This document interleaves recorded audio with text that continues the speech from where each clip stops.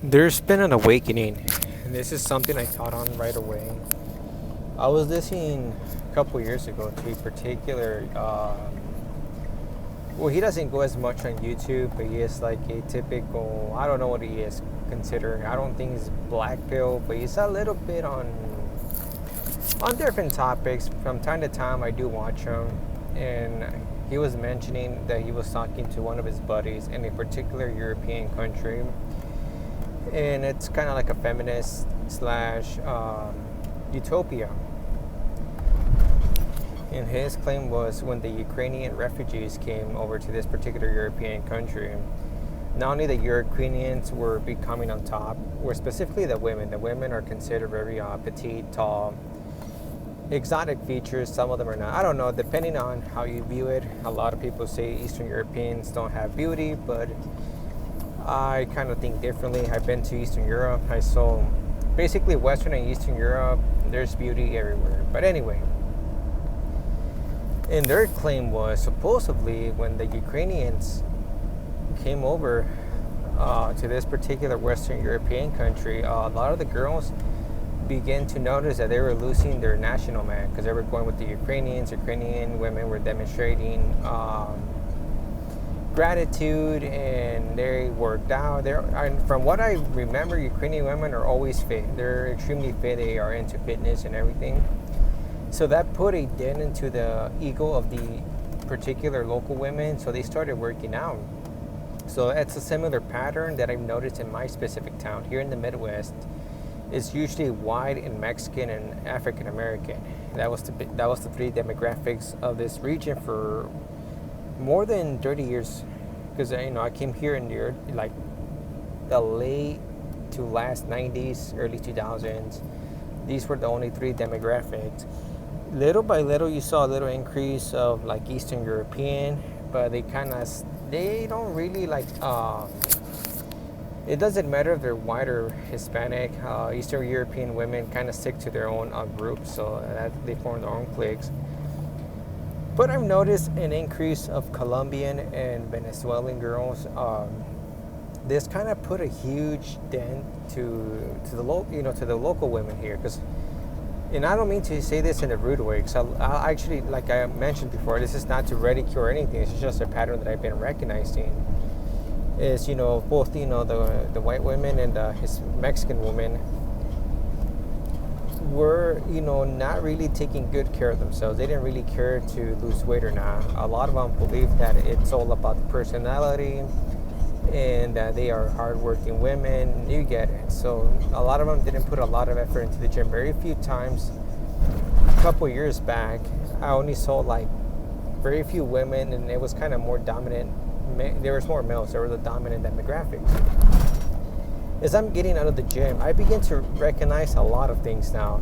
I see more white and Mexican women working out, even the ones that used to claim that they were deniable of taking. I mean, they deny criticism or critique because they believe that they were in the right. And it's because the Colombian women, a lot of them started dating a lot of white men, and then they moved towards the Mexican businessmen. Mexicans that had businesses here who were considered the six-figure income males were dating Colombian and Venezuelan women started to even ridicule Mexican women and white women for their bodies. And it's kind of hilarious because I used to remember a lot of the Mexican women used to pick on me for being very nerdy, very this and that, or that I was taking the gym too seriously, because I always been a gym rat. And not only that, because they used to mock me that I would just go to the gym and act like a nerd because I just put a lot of dedication to workouts. But anyway, so I started laughing when these like Venezuelan women started to make posts on TikTok and Facebook, I believe, where they kind of ridicule both, white and Mexican women. Not like in a racist way. They were ridiculing their bodies, their physique. It's just, Mexican and white kind of took it like the wrong way. They took it as a race thing, whatever. A lot of people sometimes don't comprehend reading.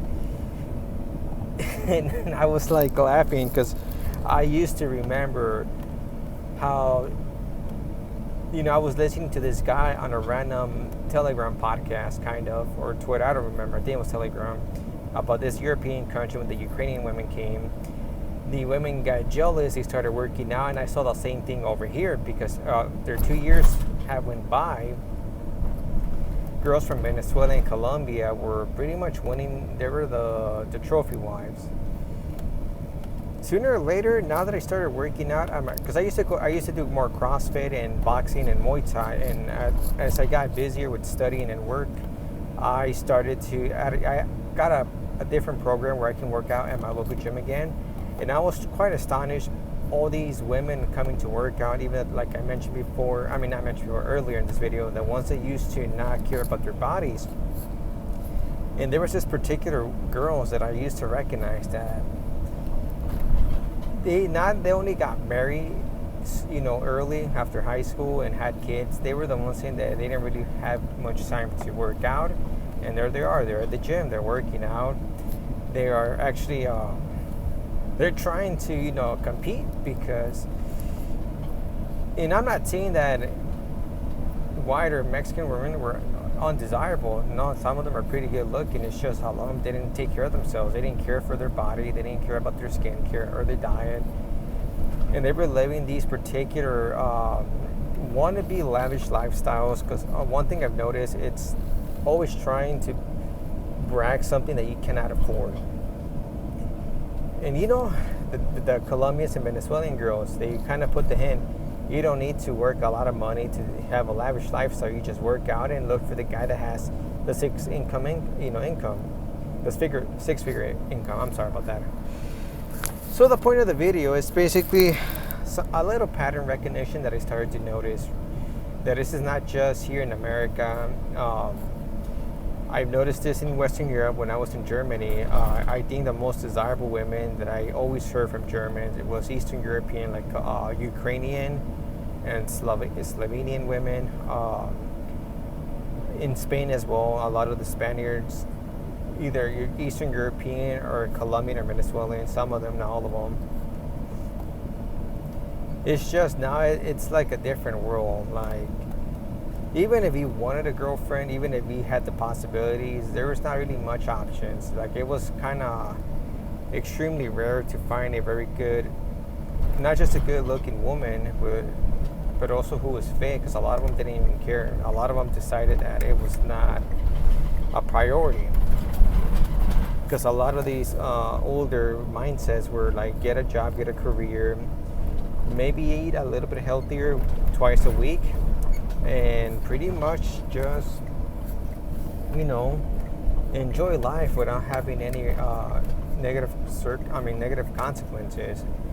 But anyway, so that's pretty much it for the video. It's a little pattern recognition that I want to share out with you guys, because it's not just a coincidence that I heard that video a couple years ago, because I reheard it because I have it saved in one of my Telegram archive folders.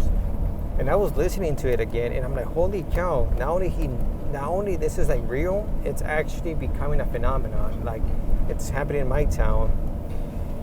And at the end of the day,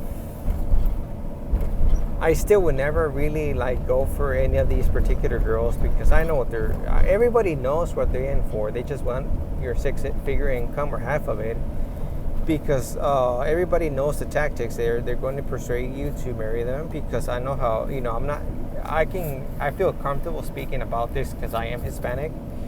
Is basically I think Colombians, they use this particular, I think the Venezuelan girls too, but I can be wrong. They use a particular tactic if you're not too familiar with their like romance scams. They try to talk to you extremely sweet, make you feel like you're the winner, and you're like they make you believe you're their world, but in reality they make you fall for it, and then that's how you get trapped, and that's how you end up getting a divorce. You lose half of your things. So this is why I'm pretty glad that once you go MGTOW, it's hard to go back.